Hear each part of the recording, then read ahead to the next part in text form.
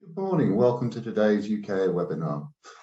My name is Dave Butler. I'm head of the CEO of UKAA. Today we're joined by Joe Dickens and Rebecca Baker from Letter Alliance.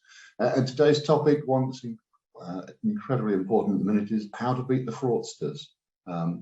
We've got some help when Joe and Rebecca are experts in this field to tell us how to protect our schemes and protect our residents and protect our communities.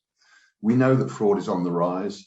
Since the start of the pandemic, its fraudsters have only gotten smarter. Although BTR is incredibly busy at the minute, that means we need to be more thorough than ever.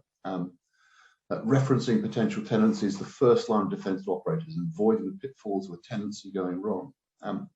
Letter Alliance, I'm sure that Joe and Rebecca will tell you, to process more than 1 million references a year. They're here to share their expertise today, provide you with the know-how to protect your developments and ensure long-term relationships with trustworthy residents. As I mentioned, I'm joined by Joe Dickens, who's one of the founders of Letter Alliance and head of customer development, and Rebecca Baker, who's head of referencing. We're going to have a chat today about what the issues involved are, and hopefully you can take away some really good learnings from this. Just a few housekeeping matters before we start off. Today's session is being recorded, and the recording will be available on our website in a few days. Please do add your comments, your questions in the Q&A buttons and the chat buttons under the bottom of your screen. They're there to ensure that we have a lively discussion and to enable us to pick up on the points that you want to raise. And finally, I guess, do add your name and company to the questions unless there's something you need to remain confidential.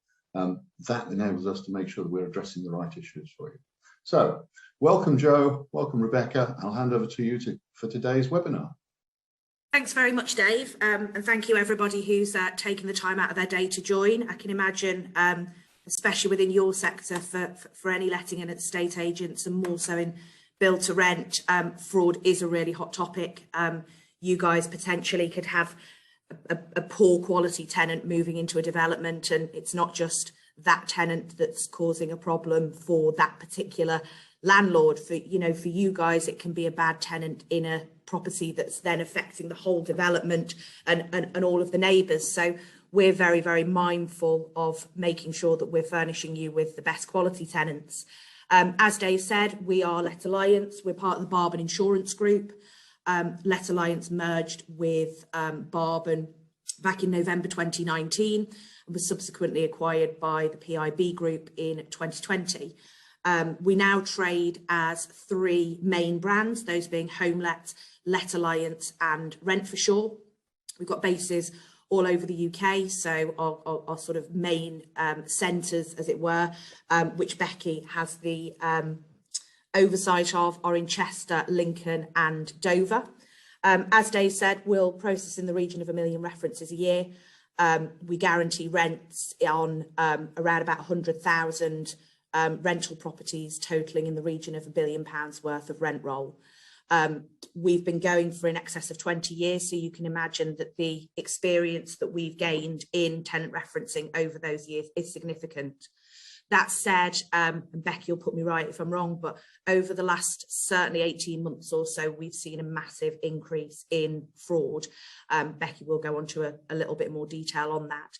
And more so, we have agents who are coming to us with tenants who are potentially higher risk, tenants where perhaps we can't locate a credit file for them, which obviously raises a red flag, tenants who are looking to move very, very quickly, who are offering large amounts of rental payments up front for 6-12-month periods, moving in, trying to avoid the referencing process, and then potentially being sat in there, criminal activity going on, or subletting to obviously profit from the property.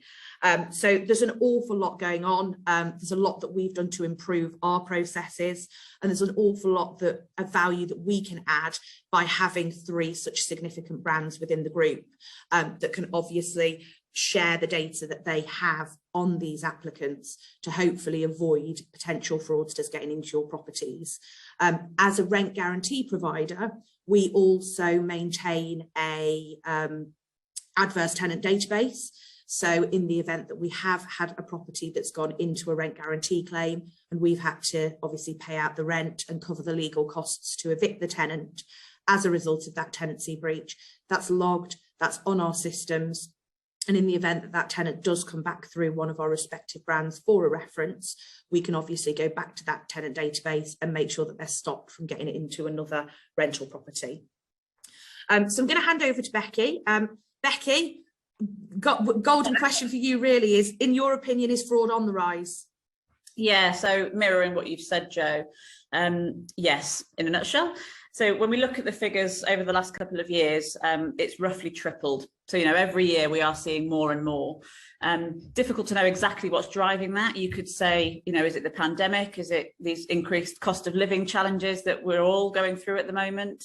But it is definitely on the increase. So, you know, our teams across the 3 sites, and, you know, we've got in excess of 150 people, are finding more and more alerts on applications coming through to us.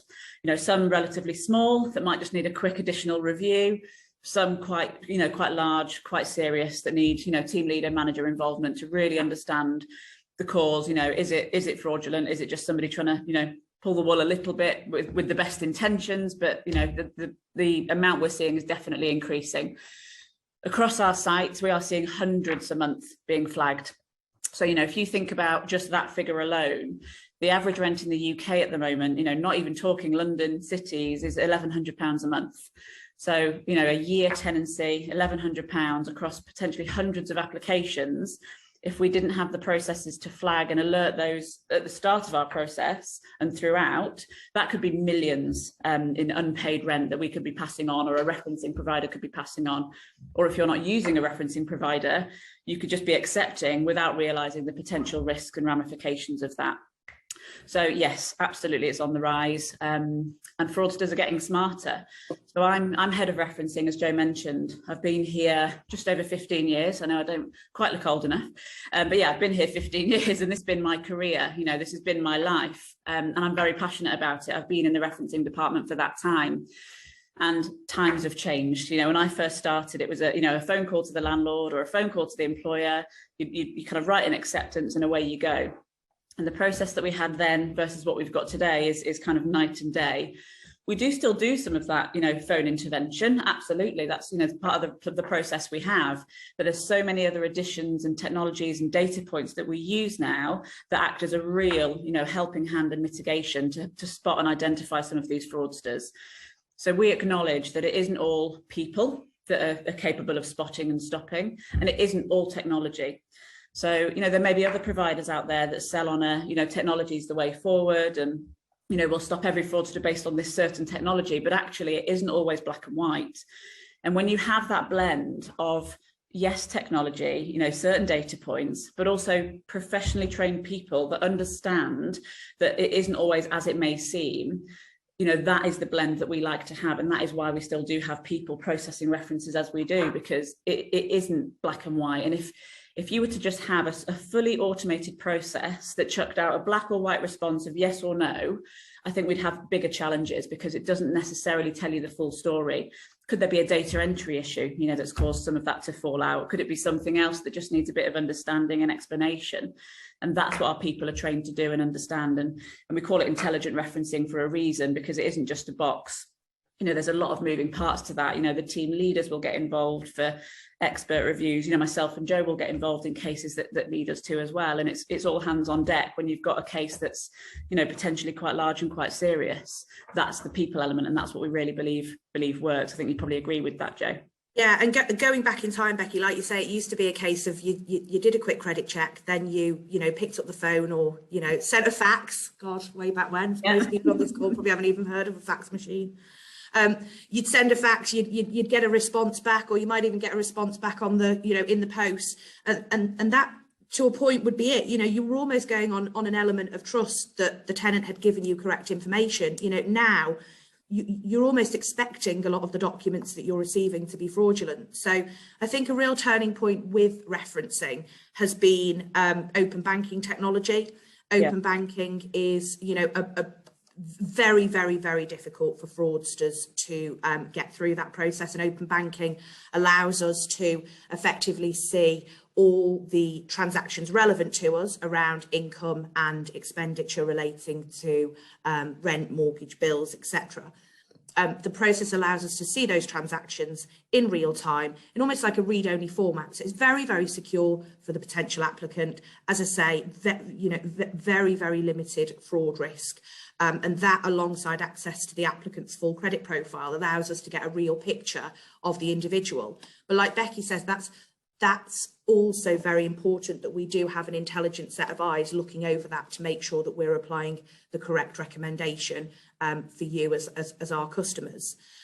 It's more where the applicants aren't using open banking that we're being extra vigilant. You know, Becky has a team of people who are specially trained to deal with potentially fraudulent or high risk applications. Yeah. And it's probably worth just sharing, Becky, a little bit on Cyphex and the suspicious applicants logs and things like that you maintain. Yeah, absolutely. And I think just on the open banking point as well. So, you know, the opt-in rates that we see are really promising. And I think between Joe and I, we're yet to see one kind of go wrong, for want of a better phrase. You know, if someone was going to use open banking, bearing in mind we'll get sort of 6 to 12 months worth of those transactions that are relevant to the referencing process. So we're talking salary payments, potential dividend payments, pension payments, etc. Someone would have to plan to be, you know, doing something wrong or showing something favourable in their bank account for up to 12 months. So they have to be thinking about committing fraud an awful long time in advance, and it's extremely unlikely. And all of our open banking applications are still absolutely eligible for our rent guarantee product as well. So we put our money where our mouth is. If we're accepting on a fully manual reference or an open banking reference, we treat those exactly the same as well. So you've got that comfort there. And yeah, so as Joe mentioned, in terms of some of the other touch points that we do, they're sort of various really. And the first one that I will talk about is Cyphex. So for those of you that don't know, Cyphex is, it stands for Credit Industry Fraud Avoidance System. And it's difficult to know exactly how many other providers are members. You can see the members online, and it does look like Barban Insurance Group are one of the only members. And we have been for 6 or so years now. And what Cyphex gives us, at the same time as our credit checks are conducted, is any alert that is listed against an individual that comes through for referencing. So an alert could be something that, say, you know, a bank or a mortgage provider or a loan provider have put against an individual in the past where they've had some concerns. And those concerns can range from, you know, they've found that there was an address that hadn't been disclosed, right through to there's been application fraud. We have identified that this person has falsified documents in order to, you know, secure a mortgage, pay slips, bank statements, for example. So we as a business get those alerts, and we get the granular detail that tells us what's flagged and why. So we might have some processes where we say, you know, that's not relevant to what we're looking at, we're going to move on, or some where we say that is absolutely relevant. You know, that application fraud flag as an example, every single one of those drops out of our process, falls into a manual review, which involves skilled team leaders, team members looking into that and requesting additional steps throughout that process. And that can vary depending on that individual's circumstances. So if they are renting and they are employed and they say they've got a small pension, we'll ask for, you know, documents to support and back that up. And those documents will then be cross-checked, you know, and analysed by our specialists to make sure we're comfortable before accepting anything on that case. And, you know, we as members of Cyphex not only get the benefit of that feed coming directly through to us, but as part of being, you know, the Cyphex member, the Cyphex community, we also have a duty of care so that where there is confirmed fraud and we have found, say, alterations in documents as an example, we have to report that back into fraud.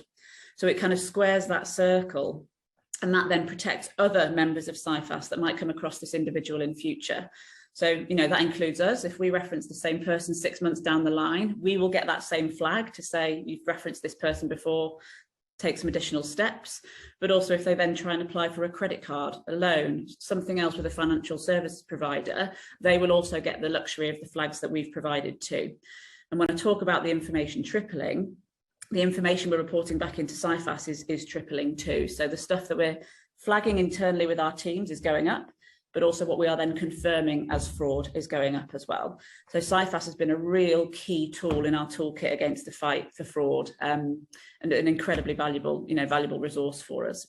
Cyphex as well allows us to actually contact the banks as well. So if we do have bank statements that come through and we suspect that they are fraudulent, because of our membership of Cyphex, that gives us the ability to actually make contact with the bank and verify that the bank statements are indeed fraudulent. And then, like Becky says, it's squaring the circle by reporting that back into the Cyphex database. Correct. And the point that I'll add on there is it's obviously until you know something is suspect or fraudulent, it's very, I can understand from a letting agent point of view, you'll want to understand why we might have made a certain decision, and there's information we can and cannot pass on, you know, for tipping off purposes, for example. So where we are conducting some of those additional checks, it's not, we can't always divulge that to you. So it's sometimes it's just about trusting us. You know, we've got these processes in place for a reason, and whilst we know it can be frustrating if something takes an extra day or two, trust that it's for a good reason. Often if we're having to do some additional checks, we can't go into the detail of to what they are every time, but you know, trust us that there's something additional that's required, which might take a little bit longer for you. But exactly that, you know, as long as those banks are members of Cyphex as well, which the vast majority are, you can ask them challenge and response questions about salary payments that are shown, rental payments that are shown, you know, was it paid on this date, was it this amount, was it this company that's paid that rent to you? So it really does give us that additional support. You know, if we're making a decision, this is what I'd said about if we just automated a process, you wouldn't then have that additional dropout that then really helps you understand. But by having that option to call the banks with Cyphex, if everything then checks out and is fine, you know, it gives you the comfort to then say, well, actually, we're then okay to accept the application, rather than just an outright decline without having all of the facts to hand as well. And obviously, Joe, you've mentioned the default tenant base, the database. So that's another check that we have at the beginning to avoid, you know, continually granting new tenancies to people that we know have been a challenge in the past and haven't paid their rent on time. There's other checks that we do around our own proprietary data as well. So Joe referred to it as our suspicious applications log, and it is exactly that. You know, it does what it says on the tin. So we've been here, you know, 27 odd years, you know, across all of our brands, you know, in terms of the data, some of the data and how the learnings we've had over that time. And, you know, where we do come across applications where we have a real concern, a real suspicion, evidence to suggest that that person or that company's acted fraudulently, naturally we report that back into a database. And then every new... We have a number of customers who do that as well for us, don't we, Becky, too? So we will have customers who perhaps have recently joined us but have had applications that have gone wrong historically that perhaps we haven't been involved with. But if they've got companies that they've flagged as being fraudulent, who've perhaps given false information on an applicant to allow them to get into a rental property and things have gone wrong, they will feed that information back into us so that we can add it to our suspicious applications log. Yeah, correct. And then every new application that we have going forward cross-checks against that database. So it will then alert to the teams, and this is the teams across all of our brands as well. So not just the one brand or Let Alliance or Home Let, or we share that data across all of our teams. It will then alert us to say we've had another reference logged. It matches the information provided from February 2022, or we've had the same company come back through that we've previously declined and not been comfortable with. You know, we've looked at email domains, you know, addresses of companies and where they say that they're situated. And that actually is becoming increasingly more powerful. The more data obviously you feed in, the more powerful that becomes. And there are records being added onto that each and every single day, and then records being matched every single day. And again, they will then fall out of the more streamlined process into a manual review to make sure that we're protecting customers from any risk. And again, that can then result in additional documents, other things being requested so that we can complete some of that cross-referencing, cross-analysing, just to make sure that we're providing the right decision, because it isn't always black and white with some of these things as well. So this is where we it hopefully brings to life that blend of using data, using technology, but also having the people there. So we kind of refer to it as, we've said, intelligent referencing, but it's that hybrid approach. So that the ones that do drop out of some of the processes like open banking, you might treat them as more, guilty until proven innocent within reason. And there's obviously a few percent that obviously go down a more intrinsic route that need this watchful eye. But our teams are trained to do that, and it's a thread through everything that we do. in induction training. You know, our teams learn about that, I think, on day 3. And then obviously as they are more tenured, they gain more experience. We remind them with other comms, add-on training. It's something we talk about all day, every day. They understand that the biggest risk to our department and our customers is fraud. And that our mission is to protect customers and ourselves from fraud as well. So we're all in this together. And we'll share with the team, as part of training exercises, cases where we have identified fraud. So, you know, one example, and this shows that it's not limited to any specific areas. One particular example, over the course of 24 hours, we had one applicant who applied for 5 different rental properties, was applying for properties in London and in Manchester. The aim obviously being that he would have taken on these properties for use illegally or to sublet them for additional profit. He went through 2 of our brands. So he went through the Let Alliance brand and through the HomeLet brand. After the first application had gone through, we were able to pick him up as a potential fraudster for all of those others and then notify the associated letting agents. And it's those sorts of things that add real value. These individuals are clever.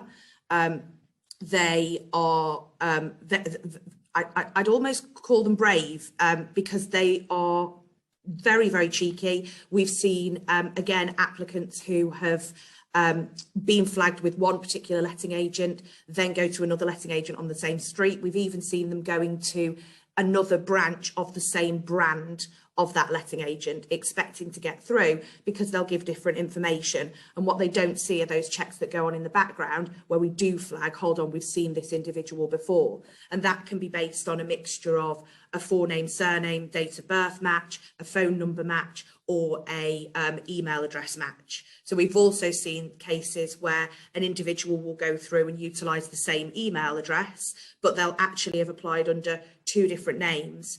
And I think that's an important point to note for you, you know, as the people who are very much on the front line. We do have certain products that allow things like document checking. We know that you always have to check the individuals to make sure they've got the right to rent, but we would definitely encourage wherever possible that you're obviously collecting correct forms of ID, proof of residency. And there are firms out there are technologies out there that will allow you for, you know, a couple of pounds here and there to actually cross-validate those documents and check that those documents are genuine. It's very, very hard to know just using the naked eye whether a document is definitely genuine. There are websites out there now where people can download copies of passports, they can download payslips, they can download bank statements, you know, and they're paying for them for a couple of pounds on a credit card or on a even to the point nowadays of using Bitcoin. And these documents will look, for all intents and purposes, to be genuine. So it's really important that, you know, at that front end, you are able to verify the individuals that you're dealing with. Likewise, I mentioned earlier on, if there are individuals who are coming from potentially from overseas, or individuals who are very, very wary of meeting in person at all, or accepting things like video calls to help you validate their identity, you know, clearly they would raise a red flag. We also see a lot of situations where, as I mentioned earlier, applicants will come along, they will try to avoid the referencing process, so that an offer to pay 6, 12, 18 months, 2 years rent in advance, so that they can effectively get round referencing. And those, you know, for us would always raise a red flag, because you need to understand what's the reason that someone doesn't want to go through a reference. We're not talking about, you know, your mum, dad and 2 children who've just sold their family home and just want to put 6 or 12 months down in advance. It's the people who physically want to avoid that referencing process. So, you know, we can only do our job based on the information that we get given and what we can validate in the background with all of our extra checking. But it's also about working as partners with yourselves as well, and being able to help to protect from the point in time that you actually start doing the viewing to the point in time when the applicant moves in and collects the keys, or doesn't. More likely the case if, you know, if we're obviously dealing with a fraudster. Yeah, exactly that. And I think, yeah, you point around the sites now that are available, Joe, to purchase some of these falsified documents. They come and go, shall we say. I think people probably get wise to them. There was one a long time ago called fakedocs.com with a bit of a disclaimer at the top that basically said these are for theatrical purposes. You know, for example, you want to play a prank on your mum and dad that shows you've had a 50 grand pay rise. You know, I don't know who's that way inclined, but that's the sort of thing that we're dealing with. And they are using, you know, well-known payslip, bank statement templates, utility bills. You can get something on there for Eon, for Scottish, you know, Scottish Electric, etc. It's amazing what you can find, but also quite scary. So being aware and knowing that some of these things are in existence and circulation is really important. And like you say, Joe, some of the technologies available to help cross-analyse those to see whether they are legitimate, you know, is one of the things we do internally as well around document checks. We are looking at documents that are sent through to us, the types of modifications that have been made. We're looking at typographies, we're looking at fonts. You know, we do a number of different things as well when we are requesting documents on top of the Cyphex check that we've described to make sure that we are dealing with bona fide documents as well. But yeah, it's amazing the lengths that some people will go to, you know, creating fake companies just for the purpose of getting through a reference. They'll set something up on company's house, they'll create websites that look legitimate. You know, all of these things are getting more and more challenging to spot, but we are aware of them and we are tuned in to know that they're the sorts of things that we need to do as part of our process. And Joe, you talked about the no score there, so where we can't find credit files on individuals. And that happens obviously if someone's coming from overseas. You cannot get a credit file from them where they come from overseas, but there are also a percentage of people in the UK where we can't always gain credit files on them. And this might be because they've just turned 18 or they're on the edited register and some information isn't available. And we actually worked quite closely with one of our other build to rent customers that gave us some feedback about some of our processes around this at the end of last year. So we've updated our process now to do more robust checks where these cases do come through without a score.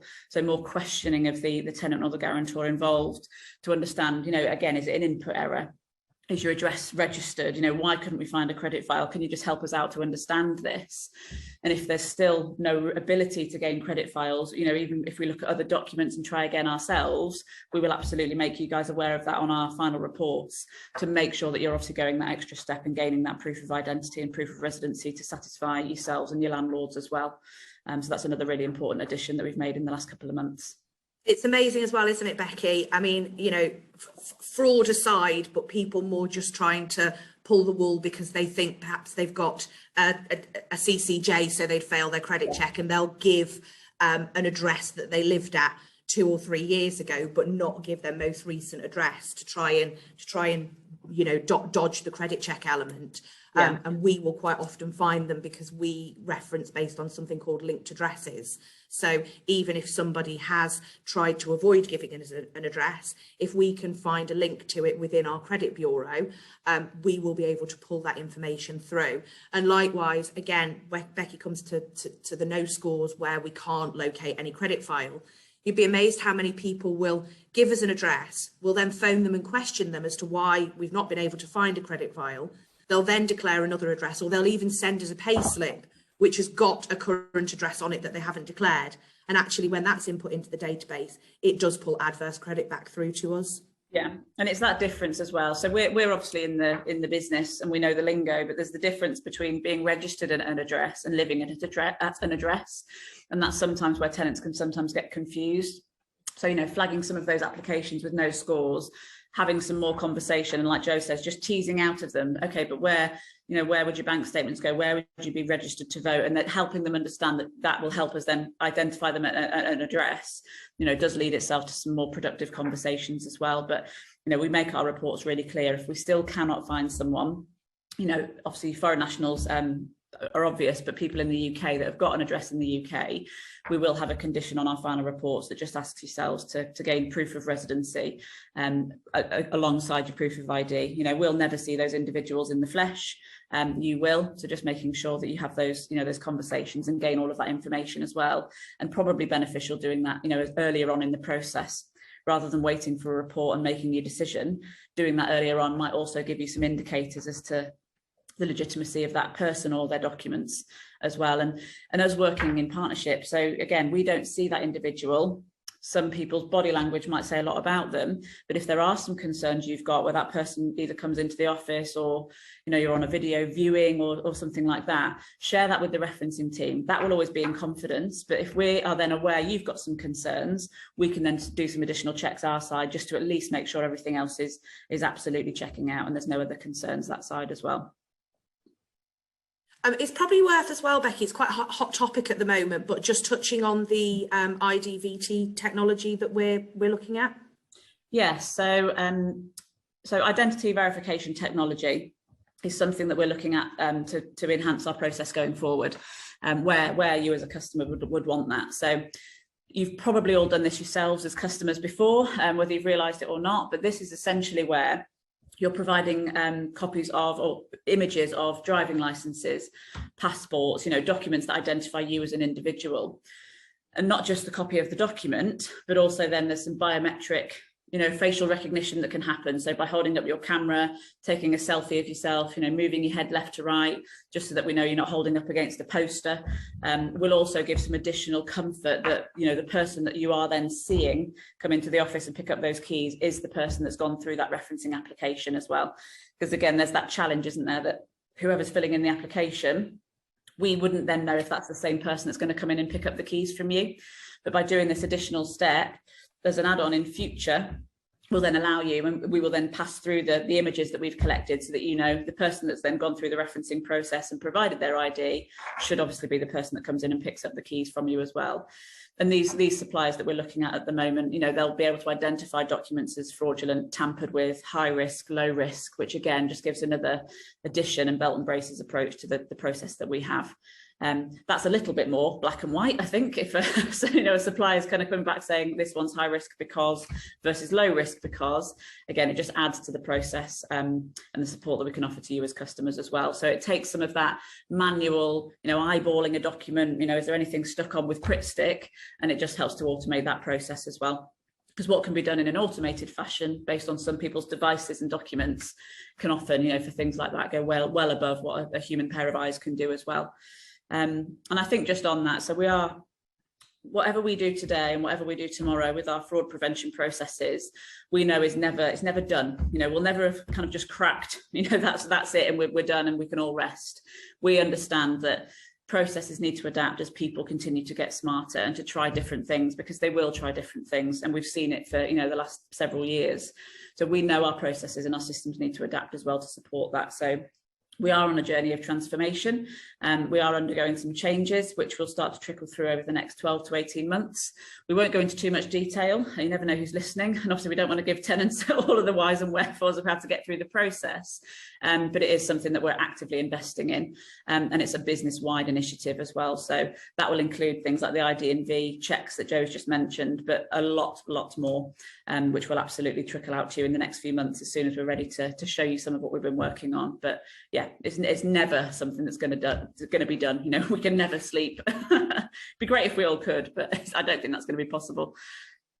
I think as well, Becky, it's important to add that, you know, feedback that we get from our customers and from agents that, you know, we're in contact with through networks like the UKAA, you know, feedback that we have and any, you know, any hints and tips on how we can better protect you. You know, that's all about us improving our process to work alongside agents as partners, and reduce the risk of fraud across the board, really. And it's not just even the subletters, it's the people who might potentially try and overinflate their income, or, like I said before, cover up CCJs and adverse credit because they want to gain access to a property.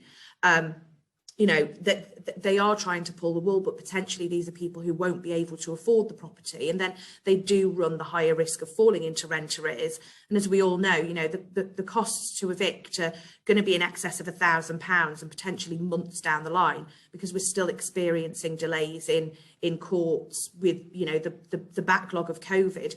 So everything that we can do as partners to stop these individuals, then that's what we need to do. Yeah, exactly that. And I think just touching on that point as well around, you know, the point you made about courts just reminded me, Joe, but the way that our business works is we have all of our departments kind of under one roof. So we're responsible for our own claims, on rent guarantee, our underwriting, our insurance department is kind of down the road from me here. So we're kind of all under one roof. Whilst I know we've got a couple of different buildings, our support functions are under one roof. So if there is something else identified from a claims point of view that needs to be fed back into our referencing department or in our complaints and customer care department, we are constantly, again, squaring the circle is the term that I'll use. So feeding back in for that continuous improvement loop. Our departments do talk. A lot of our team members have grown within the business. So, our head of our customer care team come from referencing. So they have the knowledge, and referencing is the core of our business, but is obviously the place that, people start in our organisation and then they broaden their horizons and move to other areas of the business. They take that learning with them. And as I mentioned, this fraud thread, you don't unlearn that, you don't unlearn what to look out for. And that's something else I think that's a real USP for our business in that fight and that prevent against fraud as well. Really interesting how many people move from the referencing team into the rent guarantee claims team. And then when they take on the receipt of a claim and they're looking through that claim to start the legal process, the first thing that they'll always do is audit the reference. We're constantly looking, QA, how could we improve? Is there anything that we could have done differently on this reference, which would have led to us perhaps declining the applicant if they should have been declined? That said, a reference is given at a point in time. We do appreciate that individual circumstances can change, but it's about doing all that we can to be able to build a picture of them and understand their, their likeliness to pay the rent and look after the rental property. And, we always encourage our agents and our customers to help protect their landlords as well, as Becky says, with things like rent guarantee. Make sure that you are properly protected on your the landlords are properly protected on the buildings insurance as well, and for you as providers, as build to rent businesses, make sure that you have got correct protection in place, so that you do minimise that risk. Yeah, exactly. And I think just one of the points, so the way that your tenants will interact with us as well can be quite interesting. So we offer something called an email to tenant link. So that's where applicants going through the process should be completing the link themselves. And that's important for a number of reasons, not just GDPR, making sure that the information that they're providing is accurate and true to the best of their knowledge. But there's a couple of other things we do based on the information that's provided that we wouldn't be able to do if you were completing the information yourselves in-house. So promoting that use of email to tenant link is also another really important one as well. And within our forms, we prompt the upload of some additional documents to help support the application where they're needed. So if in the event, as I'd earlier described, there's an alert or a flag on the individual coming through, often is the case where the email to tenant link has been used. We've already got some of those documents to hand because the form has prompted them. So it can just help you avoid any delays, and it just lets our team get to work straight away. So that email to tenant link function is not only, a huge time saver for you, but for, various reasons, it's much better for us if the tenant can complete that information themselves or the guarantor. And we offer that on every kind of reference. So something else. Like you say, Becky, as soon as that's been submitted, then it's going through the credit check. We're looking at the credit file. We're looking at if there isn't a credit file, why isn't there a credit file? Yeah. We're checking Cyphex. We're checking suspicious applicants logs. And potentially throwing some of these individuals out within the space of a few hours. Yeah, exactly right. Yeah. Okay, I wonder, Joe and Becky, we can pick up some of the questions we had in, a few in. Sorry to interrupt you, of course, but the first one, really basic one from Brendan Garrity asking, we're talking about rise in fraud. Have we got some data behind that? What sort of scale of rise are we talking about over the last couple of years? So it's difficult to give exact numbers because there is a difference between, excuse me, confirmed fraud and suspected fraud, and the numbers can differ. So where we talk about, we raise hundreds a month, that's where we've got a suspicion of fraud. So that could be where a team member's just, something's not right on the reference. There's an alert that comes in from one of our data points. Not all of those result in a declined reference. the cases that we report back into Cyphex have to be confirmed fraud. And that's the figure that we described as tripling year on year. So we're not talking thousands, we're not talking 10% of our references are fraudulent, but it's nearing a couple of percent, which might not sound too much. But when you think about the average rent being £1,100 across the UK, rent in London cities being a lot more, one or two going wrong can still be extremely, extremely costly. So yeah, it's difficult to give you exact figures because you've got these two different suspected versus confirmed. But yeah, we know that it's tripling over the last 3 years. You talked a bit about not being able to get information about people. What should we do about tenants from overseas who don't have a good credit rating or don't have previous landlord references? What's your underlying position on that? Well, we do still always aim to gain a landlord reference. So we have a handful of people in our business that can speak different languages. So we will always try where possible to gain a landlord reference. We could always look at bank statements because even though you've got obviously potentially no credit file or a language barrier, we still have an ability to sort of translate some bank statements that come through. And with some of our open banking options as well, we do connect with overseas banks. So if they are banking with a bank that's available, they could always use the open banking process as well. But that's where it's slightly more challenging. We understand that, but we will still try and gain as much information as possible. And the criteria around references for employers, etc., still stands. So they would still have to meet that information. And we'd still be verifying the employer. So, assuming that they were moving over to go into a job, we'd still be looking to validate that employer in the normal way and make sure that that was genuine. I come back to document checking as well. It's always worthwhile if you've got individuals who are coming over, just being able to check their ID and make sure it is legitimate. Yeah, exactly. And all of our other checks still stand. So, our default tenant checks are, checks on our previous data, any applications we've seen before, our suspicious applications checks, all of those will still stand as well, regardless of where in the world they've come from too. And actually, interesting you raised that at that point, Dave, because we did have a case only a week or so ago whereby the applicant was due to move over basically in the height of COVID. I think it was like July 2020, never ended up moving over. We weren't able to verify had the individual had the right to rent, and so declined the individual as moving into a property. The individual has then come back through the database and has declared the overseas information, but we were able to go back to the agent that they dealt with originally and check whether they moved in.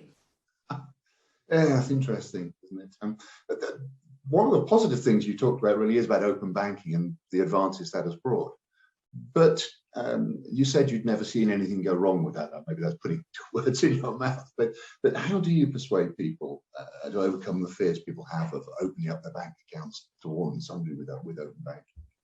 Yeah, so it's a relatively new technology still. So whilst it's been around sort of since 2018, 4 years isn't that long a time. And actually the use case over those 4 years has changed. So obviously open banking started with banks being able to share a little bit more information within the banking sector to help with competitiveness. And then obviously use cases like being able to use it in businesses like ours came about.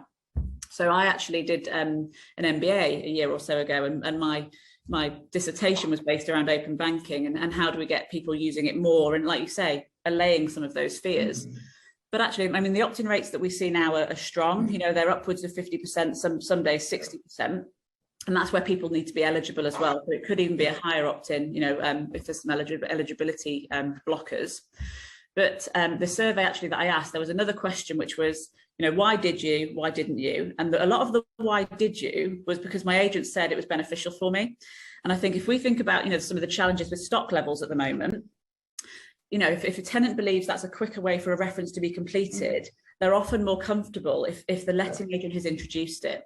If it's just a bit of a new phenomena in the application form and they come across it as a surprise, they naturally might have a few more reservations.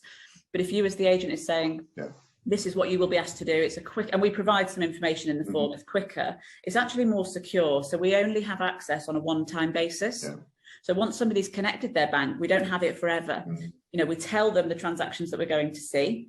We get those transactions, we select the ones that we need, the reference is completed. Versus another way of doing a reference, we could be collecting landlord reference information, employment reference information, additional documents. There's quite a lot more information. A secure connection with an open banking provider is actually a much quicker, seamless process on a one-time basis. We don't have recurring access. And then the closing question that I asked on my survey was, for those that didn't do it, and we understood why they didn't do it, now you've seen it and had some awareness of it, would you be more comfortable to use it given the option in future? 9 out of 10 people said yes. Yeah. So it just supports that it's a bit of a new thing at the moment, but as soon as people understand it and understand the benefits, they will be more comfortable.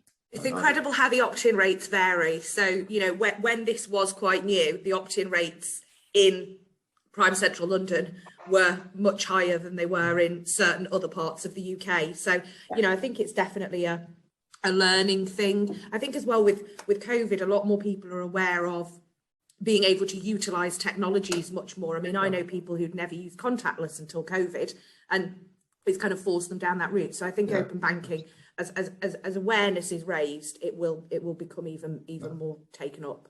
Yeah, no, I agree. It's all about selling the benefits of it.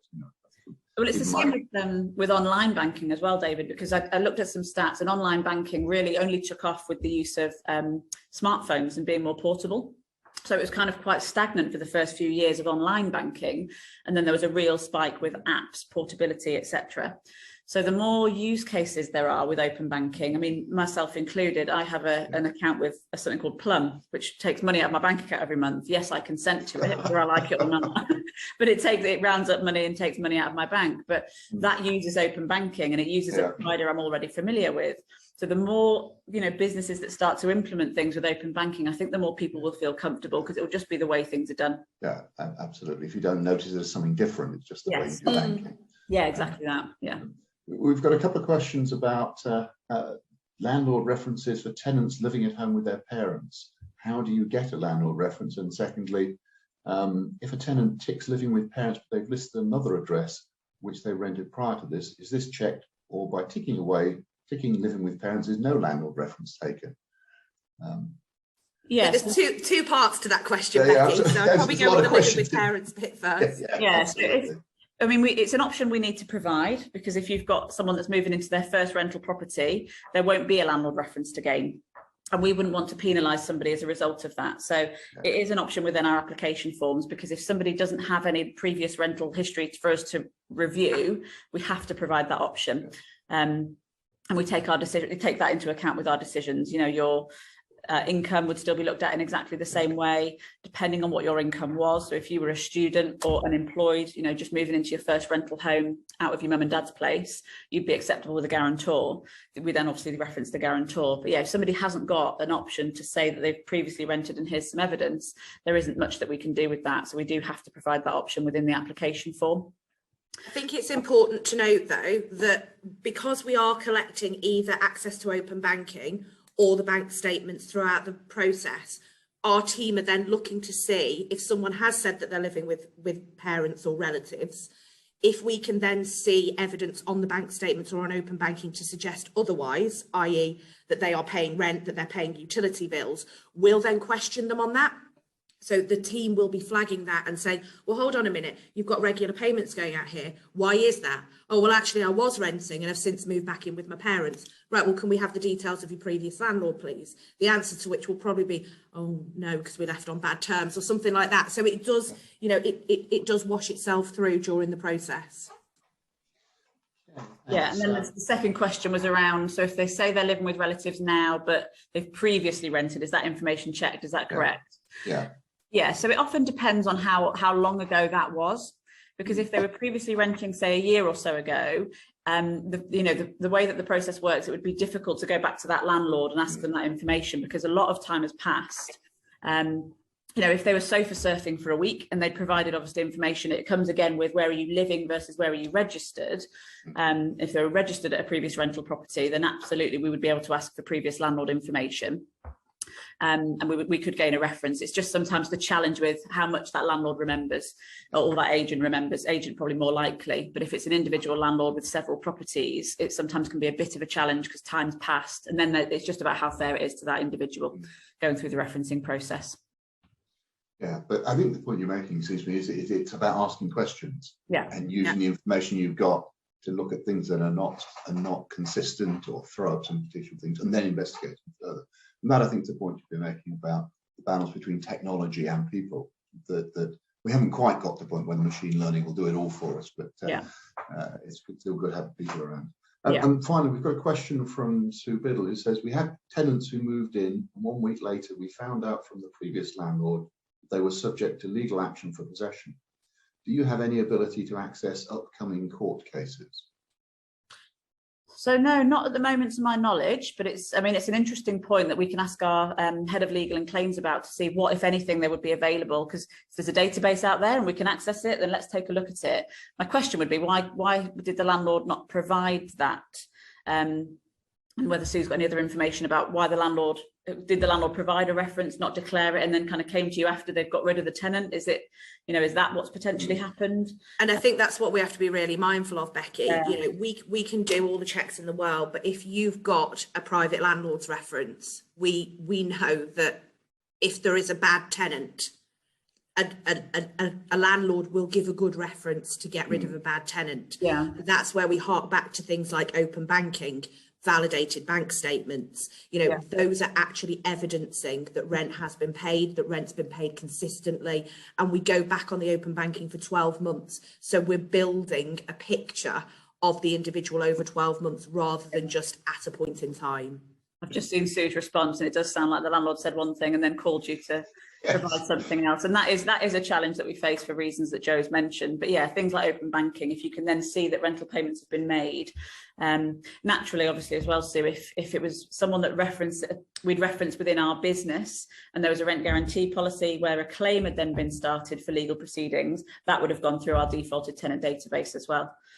So we would have flagged it up in that way, or one of our duplicate reference checks. If we've seen those people before, there would have been an additional check that we could have completed. But we understand, obviously, people, depending on the letting agent, they choose, or the supplier they choose, may have gone through different agencies, and for many, many reasons, different referencing providers don't share all of their information unless they're under the same umbrella. I'm sure someone needs to have ours, but. It sounds like it comes from the heart, Sue. Yes, they provided a reference and then later on told us the truth. Yeah.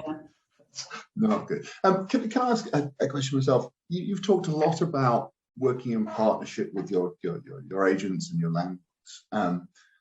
What does a good client look like for you? What should we do to help you do your job efficiently, and us both to achieve the best outcomes? I'd say that it's really, really important to be to be pre-vetting as much as you can at the outset. I don't mean in terms of running credit checks and things like that. That's our job.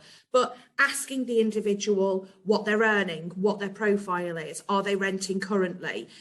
Having that conversation and then cross-checking that back with the information that we collate when the applicant starts going through the referencing process.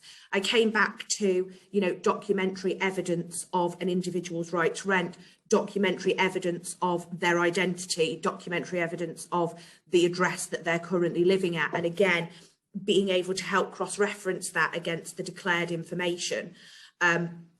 Also meeting them. At the end of the day, you guys are experts in your field, and having been there myself, albeit 12 years ago, you do get a feel for an individual when you meet them, and that's something that we as a referencing partner can't do. So I think actually being able to meet them, have a conversation with them, gauge the feeling, understand if there's anything that they have tried to hide right at the outset, because obviously that would potentially raise a red flag. It's all those sorts of things. A lot of the time there is just a gut feel that you'll get, and as Becky said before, that individual might actually check out, they might look absolutely fine on paper, you'll submit them through to us. If you raise it with us then that you have got concerns, but you still want them to go through the referencing process, that's where we can then put that into another queue. We can put that through to the suspicious applications team and do some extra checks for you. You also mentioned some of the interesting technology coming up, and you mentioned IDTV on your part, and you also mentioned tools that can help us recognise dodgy documents. Is there a list, are there a set of things that you'd recommend that agents or landlords equip themselves with? In terms of sort of supplier and technology? Yeah, those sort of technologies and stuff, the things that can actually help us, sort problems out before they arise. Yeah, so it's obviously we just want to be. You just never know if there's any. If this gets out to tenant, you kind of don't want to tell them and give them a crib sheet of how to pass referencing, because we're not that we want to keep ourselves in business, absolutely. But what I mean is, if they understand what we're checking and then have a different way to circumvent that, is a risk, which is why we don't publish our criteria. And I would also say that a company like ours, with the volume that we're doing, we benefit from some of our economies of scale as well. Yeah, absolutely. For individual agencies looking at suppliers, it could potentially be quite costly. Yeah. I mean, even just David, looking at have you heard of their employer before? Do some quick checks on their employer online and just see how long have they been around. Does that match? Can you find them on Companies House? Have they got? We do things like URL checks. So, if someone's saying I work for the UKAA, we check the URL. Is it UKAA with the correct ending, rather than something that's just been created for the purposes of giving and website checks? Some websites are set up within a few days of the reference being requested, and they can look quite, Mickey Mouse is the term that we'd use, and you can't really click through anything, and that takes a handful of seconds. So even just things like that, and checking. You seem to earn a lot for the area and the role that you're suggesting, things like that. Some of those are still relevant today and were a few years ago. So, I think in terms of other things that we're looking to plug in, I'm probably going to keep that to myself for now. That's all right. I know the thing. It's R.I.P. I don't think, but it's just a question of whether it's really about how do the agents and operators work best to enable you to do your job as easy as possible, not to do you out of job. Anyway, we've got a couple of minutes left. If there are any final remarks you wanted to make before what have we got? One more question. Is there evidence that investor pressure for fast lease up has led to fraudsters targeting BTR? Well, I don't know who's best to answer that one. I can take that one if you like. The answer to that would be not that we're aware of. This is something, as I said, as we said earlier, fraud is on the rise. It's on the rise across the board. I wouldn't say that BTR has been particularly targeted. I would be mindful that, we do have logs of particular addresses, let's just say, in certain areas. People, especially in London, will know of some of these. We do even have addresses where we know that they are at high risk of, for example, properties being used for criminal activity like prostitution. So, we're mindful of that. I wouldn't say that specifically within build to rent developments, we've had any fed into us that have been at high risk of fraud. But if there are, let us know. Thank you. And I guess at that point, we're about 1 minute to 11. So I'd probably better say thank you to Joe and Becky before we let's close down on time. So again, thank you. I think I had a really fascinating conversation. I've certainly learned a lot about referencing and checking that I didn't know before, and I'm sure everyone in the audience has as well.